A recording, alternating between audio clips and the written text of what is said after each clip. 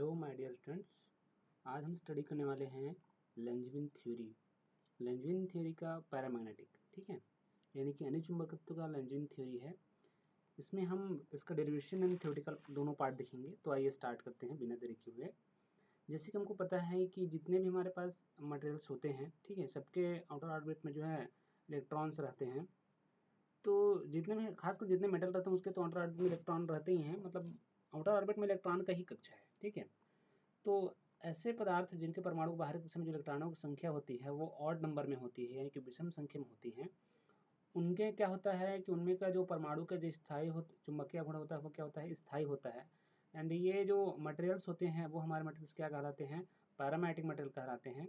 And external जो magnetic field होता है उसके ऑप्शन में पूरा जो मटेरियल होता है, ठीक है, वो क्या करता है कि एक एटॉमिक मैग्नेटिक जिसका जो है जो रेजिटेशन रहता है, जो रेगुलरिटी रहता है, वो बराबर नहीं रहता है, मतलब जो है तितर बितर रहते हैं, अनियमित ढंग से रहते हैं। इलेक्ट्रॉनों का जो एजिटेशन है, जो उनका ओरिएंटेशन रहता है वो तितर बितर रहता है, जिससे पूरा मटेरियल का जो टोटल मैग्नेटिक मूवमेंट जो होता है, यानी कि नेट जो चुंबकीय आघूर्ण होता है वो जीरो रहता है।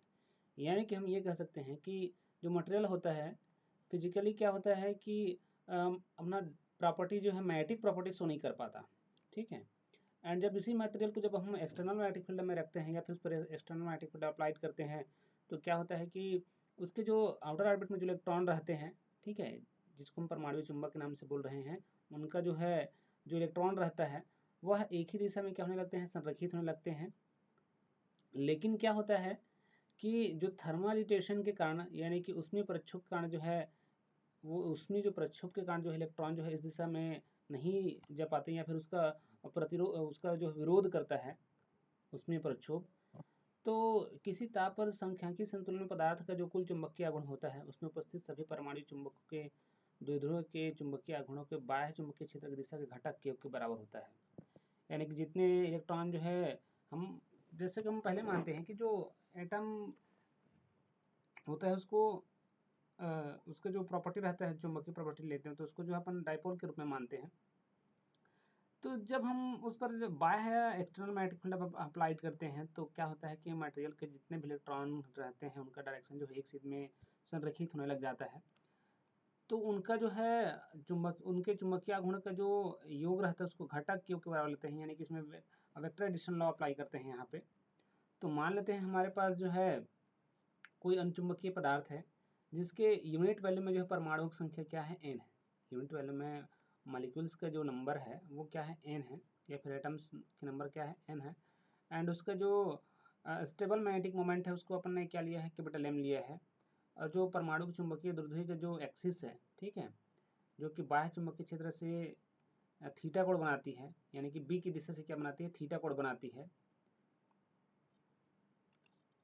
B की दिशा से क्या बनाती है, थीटा कोण बनाती है। तो चुंबकीय द्विध्रुवी की जो उसका स्थिति ऊर्जा होगा, ठीक है, जो मैग्नेटिक डायपोल का जो पोटेंशियल एनर्जी होगा उसको हम यू से शो करेंगे। एंड यू इक्वल टू क्या लिखेंगे, U equal to minus M B cos theta लिखेंगे, क्योंकि एंगल जो है 90 डिग्री से बिलो है इसलिए अपन ने कॉस थीटा लेना है, यहाँ पे हॉरिजॉन्टल है।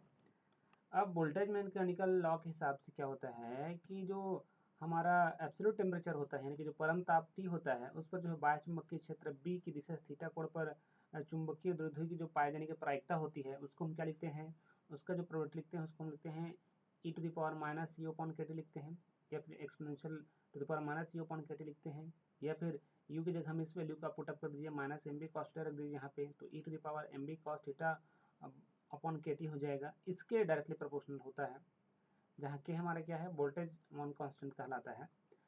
अब जो बाह्य चुंबकीय क्षेत्र की दिशा से जो थीटा कोण बना रहा है, ठीक है, वो theta and theta plus D theta कोण के बीच चुंबकीय द्विध्रुवों की संख्या क्या हो जाएगी, dn हो जाएगी। पहला क्या था, चुंबकीय द्विध्रुवों की संख्या n थी, ठीक है, या फिर परमाणु की संख्या n थी। उस समय क्या था, जो चुंबकीय द्विध्रुवी का जो अक्ष था, है ना, वो कहाँ से बना रहा था, चुंबकीय क्षेत्र p की दिशा से थीटा कोण बना रहा था। अब n से वह dn हो गया, ठीक है, n से क्या हो गया, dn हो गया। एंड उसका जो डायरेक्शन हो जाएगा वो क्या हो जाएगा, theta and theta plus D theta के बीच हो जाएगा। तब उस बीच में से चुंबकीय द्विध्रुवों की जो संख्या होगी, है ना, वो कितनी होगी, अब वो n से dn होगी। एंड dn इक्वल टू क्या लिखेंगे अपन, a to the power A E to the power M B cos theta upon K T into D omega लिखेंगे। ठीक है, इसको लेते हैं इक्वेशन 2.17 लेते हैं। एंड यहाँ पे ए क्या है, ए जो है यहाँ पे एक कांस्टेंट है, ठीक है, प्रोपोर्शनल कांस्टेंट है। एंड डी ओमेगा क्या है, डी ओमेगा जो है angle theta and theta plus theta के बीच जो है जिसको अपन सॉलिड एंगल बोलते हैं, घन कोण बोलते हैं, वो है यहाँ पे। ठीक है, वो सॉलिड एंगल है हमारा डी ओमेगा। तो यहाँ पे सॉलिड एंगल को थोड़ा सा डिफाइन कर लेते हैं। ठीक है, डी ओमेगा इक्वल टू हम क्या लिखेंगे, डी ओमेगा इक्वल टू लिखेंगे जो एंगल हमारा क्या है theta and theta plus theta के बीच जो है हमारा वलयाकार क्षेत्र जो बन रहा है उसका क्षेत्रफल लेंगे एंड दूरी का वर्ग हो जाएगा। ठीक है, यानी कि डी ओमेगा इक्वल टू क्या हो जाएगा 2 पाई आर साइन थीटा। ये जो 2 पाई आर हो तो क्या हो गया, उसका परिधि हो गया। साइन थीटा के लिए लेंगे उसको हम, इसलिए 2 पाई आर साइन थीटा लेंगे and into R D theta. ठीक है, इंटू क्या हो जाएगा R D theta upon distance, यहाँ से डिस्टेंस, तो डिस्टेंस कितना है आर है, तो आर का स्क्वायर। अब यहाँ एक आर से एक आर तो कैंसिल हो जाना है। ठीक है, यहाँ पर भी एक आर कैंसिल हो जाना, तो आर स्क्वायर आपको कैंसिल हो गया, तो बचा कितना 2 pi sine theta into D theta बन गया। तो अब जो है इस वैल्यू को अपन कहाँ रख देंगे, इक्वेशन 2.17 में देखिए। ठीक है, जो हमने लिखा था D N equal to A E to the power M B cos theta upon K T. ठीक है, इंटू क्या था यहाँ पे डी ओमेगा था, तो डी ओमेगा का वैल्यू हम क्या रखने जा रहे हैं यहाँ पे 2 pi sine theta into D theta रख दिया। इस तरीके से हमारा इक्वेशन बन गया 2.18 बन गया।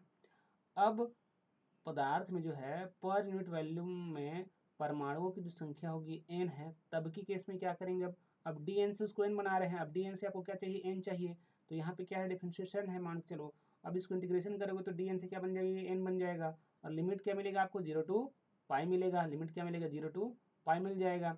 क्यों, क्योंकि इस इक्वेशन में जो है अपन थीटा को 0 ले रहे हैं एंड थीटा से क्या ले रहे हैं पाई तक लेंगे।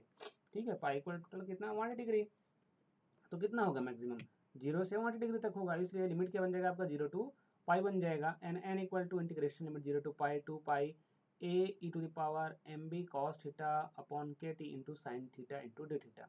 अब यहाँ पे आप इंटीग्रेशन करिए। ठीक है, यहाँ पे थोड़ा सा इंटीग्रेशन कर लेते हैं। इंटीग्रेशन करने से पहले जो है ए का वैल्यू निकाल लेते हैं यहाँ पे, तो साइड चेंज करके यहाँ पे ए का वैल्यू निकाल लीजिए, बाकी सबको साइड चेंज कर दिए, तो ए इक्वल टू क्या हो जाएगा, ए इक्वल टू हो जाएगा N upon N 2 pi integration of 0 to pi E to the power M B cos theta upon K T sine theta into D theta हो गया। अब इस वैल्यू को जो है इक्वेशन 2.18 में रख दीजिए। ठीक है, तो डी एन की वैल्यू कितना मिलेगा आपको, ठीक, ए का मान हमने इतना पुटअप करना है, तो डी एन इक्वल टू कितना मिल गया, D N equal to N E to the power M B cos theta upon K T into sine theta into D theta upon integration limit 0 to pi E to the power M B cos theta upon K T into sine theta into D theta. ये हो गया आपका question 2.19 हो गया। अब क्या कह रहा है कि अब यदि चुंबकीय क्षेत्र की जो दिशा है हमारा थीटा कोण पर जो है प्रत्येक चुंबकीय द्विध्रुव का चुंबकीय गुण कैपिटल एम है, ये तो हमको पता है। तो चुंबकीय क्षेत्र का जो दिशा में घटक होगा वो क्या होगा, एम कॉस थीटा होगा, ये भी पता है हमको। एंड जो क्षेत्र से दिशा होगा, ठीक है, वो theta and theta plus D theta के बीच जो चुंबकीय क्षेत्र, चुंबकीय द्विध्रुवों का जो क्षेत्र होगा उसकी दिशा से क्या बनाएगा आघूर्ण, उसकी दिशा से उसकी दिशा में चुंबकीय आघूर्ण बनाएगा M cos theta into D N बनाएगा। ठीक है, क्या बनाएगा, M cos theta into D N बनाएगा।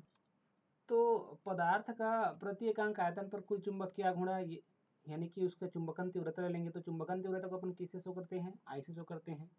ठीक है, तो चुंबकन तीव्रता को अपन आई से शो करते हैं, तो आई इक्वल टू कहाँ 0 से पाई। ठीक है, M cos theta into D N. अब डी एन का वैल्यू यहाँ पे रख दीजिए, डी एन का वैल्यू इतना है हमारे पास, इस वैल्यू को हमने रख देना है यहाँ पे। ये एम कॉस थीटा का एम कॉस थीटा रहा आपका। ठीक है, e to the power M B cos theta upon K T into sine theta and 0 to pi to the power M B cos theta upon K T into sine theta into D theta. अब क्या मान लेते हैं यहाँ पे कि M B upon K T को अपन ए ले लें और कॉस थीटा को एक्स ले लें। ठीक है, तो minus sine theta into D theta equal to क्या हो जाएगा, डी एक्स हो जाएगा। ठीक है, क्या हो जाएगा, cos theta equal to X लेंगे तो क्या हो जाएगा, minus sine theta into D theta equal to क्या हो जाएगा, डी एक्स हो जाएगा। इसको हमको क्या करना है यहाँ पे, थोड़ा सिंप्लीफाई करें इंटीग्रेशन को, इसलिए इतना लेकर के जो है आप यहाँ पे वैल्यू पुट अप कर दीजिए। तो यहाँ पे हम M B upon K T equal to A ले लिए, cos theta equal to X. ठीक है, तो क्या हो जाएगा, minus sine theta into D theta equal to D X हो जाएगा। वैल्यू पुट अप कर देना है हमको। ठीक है, तो आई इक्वल टू क्या हो जाएगा, ये n तो बाहर जाएगा और कैपिटल M को भी बाहर ले लो, एंड इंटीग्रेशन क्या हो जाएगा +1 से -1 माइनस डी एक्स, ठीक है, वैल्यू हमने पुटअप करना है, क्या हो जाएगा माइनस डी एक्स, ठीक है, फिर कॉस्ट की जगह हमें x एंड e⁻x अपॉन में क्या हो जाएगा फिर से +1 से -1 into minus D X into e⁻x equal to कितना हो जाएगा, इक्वल टू nm। फिर वैल्यू को क्या करना है, सिंप्लीफाई थोड़ा कर लेते हैं, दोनों तरफ, दोनों में ऊपर नीचे दोनों में क्या है माइनस माइनस है, तो माइनस माइनस कैंसिल हो गया, वैल्यू हमारा हो जाएगा x into D x upon में फिर से इंटीग्रेशन -1 से +1, ठीक है, हमने क्या किया है थोड़ा सा चेंज किया है, ठीक है, तो क्या हो जाएगा जो माइनस था वो प्लस में बदल जाएगा, तो e⁻x इंटू डी एक्स हो गया। अब इसका वैल्यू रख मिल जाएगा हमको कितना, इसका वैल्यू हमको मिल जाएगा इतना, ठीक है, एंड इसका वैल्यू कितना मिल जाएगा, इतना मिल जाएगा, ये आपका स्टैंडर्ड इक्वेशन बन गया, इंटीग्रेशन स्टैंडर्ड इक्वेशन बन गया, या फिर इंटीग्रेशन कर भी इसको कर सकते हैं, तो कितना हो जाएगा x upon a minus e⁻x upon a का स्क्वायर, ठीक है, ऊपर वाले का, एंड इंटीग्रेशन लिमिट लगा दीजिए, तो यहाँ इंटीग्रेशन लिमिट लगा देंगे तो कितना हो जाएगा -1, ठीक है, इससे कितना हो गया +1 तक हो गया। अब ऐसे ही नीचे को भी कर लीजिए, ऐसे नीचे को करेंगे तो कितना हो जाएगा e⁻x अपॉन a -1 से कितना +1 तक। अब इसको थोड़ा सा सिंप्लीफाई कर लेते हैं, ठीक है, इक्वल टू nm, ये तो बाहर रहेगा nm, एंड क्या बोलते हैं इसको, e⁻a प्लस e⁻a में लिखा जा सकता है, इसको दो पार्ट है तो इसलिए अपॉन a कर लीजिए, थोड़ा सेपरेट कर लेते हैं टर्म को, and minus e⁻a minus e⁻a upon a square हो गया, एंड अपॉन में e⁻a and minus e⁻a upon a हो गया।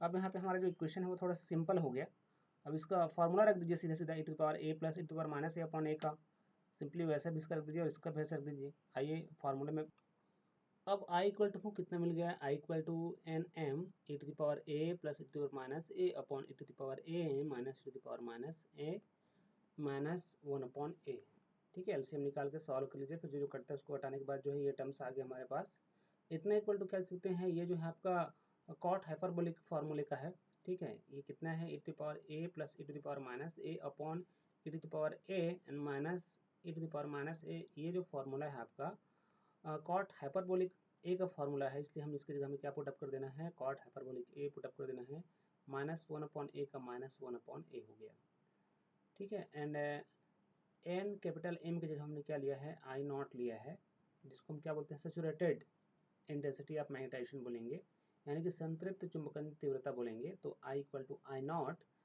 Cot hyperbolic A -1 upon A हो गया। जबकि यहाँ पे क्या है कि सभी चुंबकीय द्विध्रुव बाह्य क्षेत्र दिशा में क्या हो गया है, संरक्षित हो गया है, ठीक है, जितने भी मोमेंट है डायपोल मोमेंट, चुंबकीय द्विध्रुव कहने का मतलब ये है कि इलेक्ट्रॉन का जो दिशा है, ठीक है, या फिर जो हमारा एटम है वो उसके दो पोल बन गए, एक एन पोल दूसरा क्या एस पोल, चुंबकीय द्विध्रुव की भांति बिहेव कर रहा है, उसका एक पोल एन दूसरा पोल एस, तो अब वो कितने हो जाएंगे, सभी के सभी जो है बाह्य चुंबकीय दिशा में जो है एक लाइन से खड़े हो जाएंगे, संरक्षित हो जाएंगे। और यही जो फॉर्मूला हमारा लिया है इक्वेशन 2.20 में, जो कार्ट हाइपरबोलिक ए -1 अपॉन ए को जो है वो क्या है, लैंगविन का फंक्शन है, ठीक है, लैंगविन फंक्शन कहते हैं इसको, जो है अपन एल ऑफ फंक्शन ए से शो करने वाले हैं। एंड अब डायग्राम देखिए, डायग्राम में क्या कहता है, अब हम यहाँ पे दो चीज़ें लिए हैं डायग्राम में, ग्राफ जो बनाया है, एक तरफ ए है हमारा एम्पलीट्यूड है उसका, दूसरी तरफ जो लैंगविन फंक्शन है, इन दोनों के बीच में ग्राफ लेना है। तो जो हमारे पास वेरिएशन है एल एन ए के बीच में है। अब फर्स्ट कंडीशन देखते हैं, जब A equal to M B upon K T जब बहुत लार्ज है, बहुत अधिक है, ठीक है, यानी कि ताप जो है क्या है, जो टेम्परेचर है वो बहुत लोअर टेम्परेचर है, एंड तो चुंबकीय क्षेत्र बी क्या होगा, बहुत हायर होगा, प्रबल होगा। हमको पता है कि जब चुंबकीय क्षेत्र का मान अधिक तभी होगा जब जो है टेम्परेचर आपका लोअर होगा। तो फर्स्ट में जो है क्या है, सबसे पहले टेम्परेचर हमारा लोअर है और जो मैग्नेटिक फील्ड है, एक्सटर्नल मैग्नेटिक फील्ड है वो क्या है, स्ट्रॉन्ग है। तो इस कंडीशन में क्या L A equal to cot hyperbolic A -1 upon A किधर एक्सटेंड करेगा, 1 की तरफ एक्सटेंड करेगा, यानी कि आई जो है एक्सटेंड करेगा आई नॉट की तरफ, यानी कि अति यानी कि माइनर लोअर टेम्परेचर पर या फिर अति निम्न ताप पर जो है, अति निम्न ताप पर क्या होगा कि जो सभी चुंबकीय द्रुव होंगे बाह्य चुंबकीय क्षेत्र में संरक्षित हो जाएंगे और जो है चुंबकत्व की संतृप्त अवस्था प्राप्त हो जाती है, यानी सैचुरेटेड रीजन, ये 1 की तरफ एक्सटेंड कर रहा है, यानी कि आपको ये वाला रीजन मिला, ये वाला रीजन यहाँ तक ग्राफ में ऐसा। बढ़ते बढ़ते बढ़ते बढ़ते बढ़ते बढ़ते गया, ठीक है। और ये लास्ट में क्या मिल गया हमको, सैचुरेटेड रीजन मिल गया। सभी जो है जो मटेरियल के जो एटम्स हैं, एटम के जो जितने भी इलेक्ट्रॉन हैं सभी एक दिशा में संरक्षित हो गए। तो यहाँ पे जो है बढ़ते बढ़ते गया और धीरे से क्या हो गया, यहाँ पे ये सैचुरेटेड हो गया। दूसरा, यदि A equal to M B upon K T जो है बहुत माइनर है, जब यहाँ पे बहुत अधिक था तब तो 1 की तरफ सैचुरेटेड हो गया। अब जब बहुत कम है यानी कि टेम्परेचर हायर है, तो क्या हो जाएगा, हमारा जो एक्सटर्नल मैग्नेटिक फील्ड है वो थोड़ा सा वीक हो जाएगा। वीक हो जाएगा दैट मीन्स कितना हो जाएगा आपका वैल्यू, तब आपका वैल्यू हो गया e to the power a equal to 1 plus A square upon 2 factorial. इस तरीके से e to the power minus a equal to, मतलब e का वैल्यू रख रहे हैं यहाँ पे e to the power a का, ठीक वैसे e to the power minus a का वैल्यू कितना हो जाएगा 1 minus a plus A square upon 2 factorial, ठीक है। ये रख देते हैं अपन, तो हमने यहाँ पे वैल्यू रख देना है, हमने वैल्यू रख दिया, ठीक है। हमारे पास इक्वेशन क्या था, cot hyperbolic minus 1 upon a की जगह में e to the power a plus e to the power minus a upon e to the power a minus e to the power minus a minus 1 upon a equal to 2/2, ठीक है। दोनों में 2 है तो 2/2, ठीक। And 1 plus A square upon 2 factorial plus, इस तरीके से आगे बढ़ेगा 2, फिर 1 plus A to power 3 factorial upon 3, इस तरीके से भी आगे बढ़ेगा माइनस 1 अपॉन ए। अब क्या कर रहे हैं कि यहाँ पे कह रहा है कि जो ए का हायर पावर है उसको अपन क्या करते हैं, नेगलेक्ट कर लेते हैं, नगण्य मान लेते हैं। तब की कंडीशन में हमको क्या मिलने वाला है, तब की कंडीशन में हमको मिलने वाला, नेगलेक्ट कर लेंगे ए टू द पावर ए के हायर पावर को, तब हमको मिलने वाला है and cot hyperbolic minus 1 upon a equal to 1 plus a square by 2 and a 2 से 2 तो कैंसिल हो गया ऊपर में, and a 1 plus a to the power 6 minus 1 upon a equal to 1 upon a plus 1 upon plus 1 plus a square by 2 into 1 plus A square by 6। इसको हमने कहाँ ले जाना है, ऊपर ले जाना है, तो इसका पावर कितना हो जाएगा -1 हो गया। हमने ले आया ऊपर -1 बाई ए हो गया।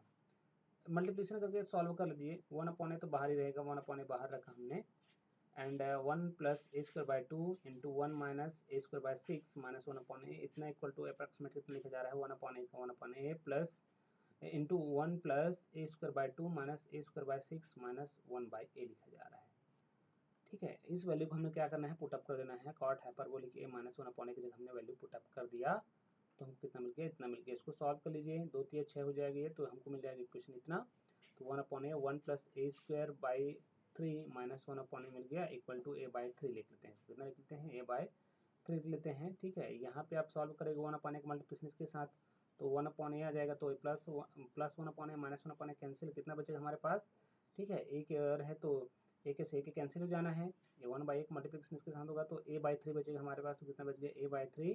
दैट मीन्स ए का वैल्यू रखिए आप M B upon K T, और ये 3 का 3, तो M B upon 3 K T आ गया। अब ये इक्वेशन जो है, ठीक है, ये equation M B upon 3 K T, इसको जो है इक्वेशन 2.20 पे रखिए, ठीक है। 2.20 से हमने लेना है, क्या लेना है,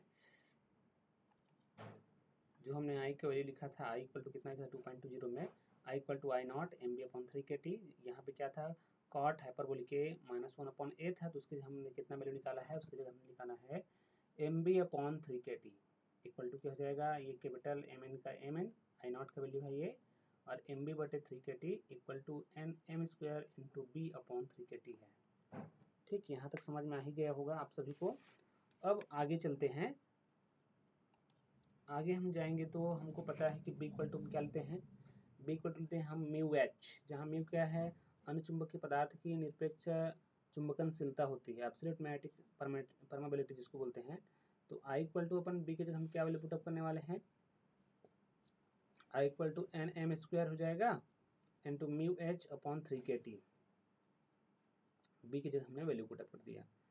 अब यहाँ पे कह रहा है कि जो हमारा आई है वो डायरेक्टली प्रोपोर्शनल है किसका, एच का। यहाँ पे जो आई है वो डायरेक्टली प्रोपोर्शनल किसका है, एच का है, या फिर 1 अपॉन काई एच लिखेंगे जिसको, ठीक है, जाई एच लिखेंगे जिसको। तो जाई पदार्थ क्या है, चुंबकीय प्रवृत्ति कहलाती है, और जिसका मान कितना होता है, जाई इक्वल टू 1 अपॉन एच होता है। तो वैल्यू कितना हो जाएगा, वैल्यू हो जाएगा आपका equal to 1 upon I upon H equal to क्या हो जाएगा, N capital M square into mu upon 3 K T equal to C by T, जिसको अपन क्या कहते हैं, सी इक्वल टू होता है N capital M square mu upon 3 K होता है, जिसको बोलते हैं अपन क्यूरी टेम्परेचर, क्या बोलते हैं, क्यूरी टेम्परेचर बोलते हैं। तो इससे जो है हम क्यूरी टेम्परेचर लॉ निकाल क्यूरी टेम्परेचर से इसको बता सकते हैं कि कितना टेम्परेचर पे जो है वह मटेरियल जो है पैरामेटिक में होगा, या फिर जो है कितने पे जो है वह पैरामेटिक नहीं रहेगा, या फिर कितने टेम्परेचर पे जो है मैग्नेटिक फील्ड जो हायर होगा और कितने टेम्परेचर जो मैग्नेटिक फील्ड है वो लोअर होगा। तो ये हम बता सकते हैं यहाँ से क्यूरी टेम्परेचर से। और ये जो एक्सपेरिमेंटल सेटअप है वो हमारा जो है एक्सपेरिमेंटल प्रूफ भी वेरीफाइड करता है। तो लेंज़विन का ये पैरामेट्रिक थ्योरी था, आपने देखा, ठीक है, जाहिर है आपको पसंद आया होगा। तो हमारा इसका प्रोसीजर मेन आपको माइंड में ये रखना है कि सबसे पहले हमको जो है वैल्यू जो सॉलिड एंगल ओमेगा था वहाँ से स्टार्ट करना है, इंटीग्रेशन के फॉर्म में लेकर के डी ओमेगा का वैल्यू निकाल कर जो वैल्यू पुट अप कर देना है, ठीक है। जो हमने पोटेंशियल एनर्जी लिया था U = -mv cos थीटा, वहाँ से स्टार्ट करके जो है आपको डी ओमेगा का मान निकाल करके इंटीग्रेशन लिमिट से जो है होते हुए थोड़ा आगे बढ़ना है। उसके बाद इंटीग्रेशन ही करना है। मेन जो है इसमें प्रोसीजर क्या है, मेन इंटीग्रेशन करना है। उसके बाद सारा का सारा प्रोसेस जो है आपको पेन ऑटोमेटिक चलेगा यहाँ पे क्या करना है कैसे करना है। इंटीग्रेशन में जो है एक स्टेप या मैथ्स आपका स्ट्रॉन्ग है तो एक स्टेप जैसे पकड़ेंगे उसके बाद सेकंड स्टेप आपको पता चल जाएगा करना क्या है। तो इस तरीके से थ्योरी आसान है। थ्योरी का थ्योरेटिकल पार्ट यही है कि इसमें जो है आउटर मोस्ट ऑर्बिट पे जो है ऑड नंबर में इलेक्ट्रॉन रहते हैं, ठीक है, जिसको अपन प्रतिचुंबकीय पदार्थ बोलते हैं। उस प्रतिचुंबकीय पदार्थ में जो है आउटर मोस्ट ऑर्बिट में इलेक्ट्रॉनों की जो संख्या रहती है वो क्या रहती है, विषम संख्या में रहती है। तो विषम संख्या में रहती है तो उस मटेरियल को आपको एक बार मैग्नेटिक फील्ड में रखना है, एक बार मैग्नेटिक फील्ड में नहीं रखना है। मतलब एक बार मैग्नेटिक फील्ड एब्सेंस रहेगा, एक बार प्रेजेंट रहेगा। तब की केस में आपको थोड़ा लिखना पड़ेगा वहाँ पे और बताना पड़ेगा कि मैग्नेटिक फील्ड जब प्रेजेंट रखते हैं तब की केस में क्या होता है। तब की केस में जो है आउटर मोस्ट ऑर्बिट के जितने भी इलेक्ट्रॉन हैं सभी एक दिशा में संरेखित होने लगते हैं, ठीक है। एंड जब मैग्नेटिक फील्ड जब हम वहाँ से हटा लेते हैं, एब्सेंस कर लेते हैं, रिमूव कर लेते हैं, तो उस कंडीशन में क्या रहता है कि जो इलेक्ट्रॉन का जो डायरेक्शन रहता है उसके पहले जो है वो इरेगुलर रहता है, तितर बितर रहता है, रैंडमली रहता है। और जैसे हम मैग्नेटिक फील्ड अप्लाई करते हैं तो उन तितर बितर में जो इलेक्ट्रॉनों का डायरेक्शन रहता है एक ही दिशा में संरेखित होने लगता है, जिससे जो है वह एक चुंबक की भांति बिहेव करने लगता है।